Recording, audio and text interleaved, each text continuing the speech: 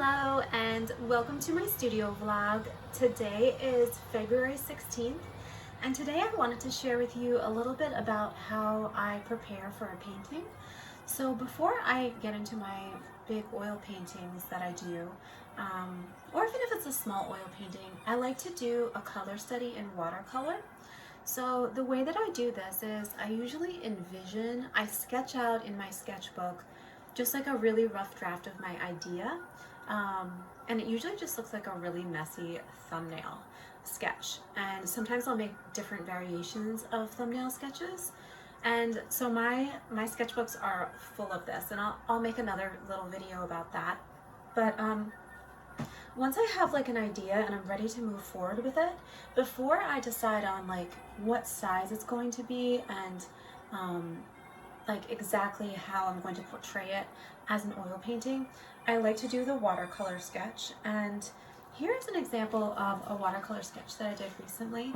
Now this one is based around the idea of Sleeping Beauty while she is staying with the fairies, and until she reaches her 16th birthday. So she's staying with the fairies in the cottage in the woods, and so this is the idea, and I really like the way that this particular watercolor turned out.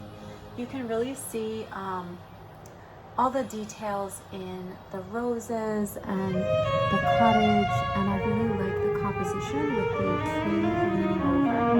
I also like her sitting here with like a little basket of flowers or fruit. I like the blue of her dress. So I like to do these little studies because it helps me to work out exactly what the end painting will look like without having to do the entire painting in oil, because these little watercolor sketches, they obviously take a lot less time and less work. And if I don't like a color of something, I can just try a different combination, and it's just not as labor intensive as planning out a whole oil painting. Because oil painting, it just takes a lot more precision, a lot more thought, and I just like to get it right. The other thing about oil painting is you really want to build the layers in the correct colors so that the end result is really what you want.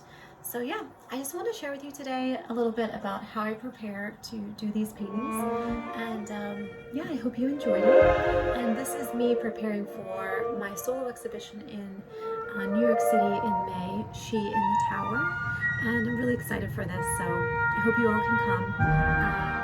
And yeah, I'll see you in my next update. Thanks for listening today.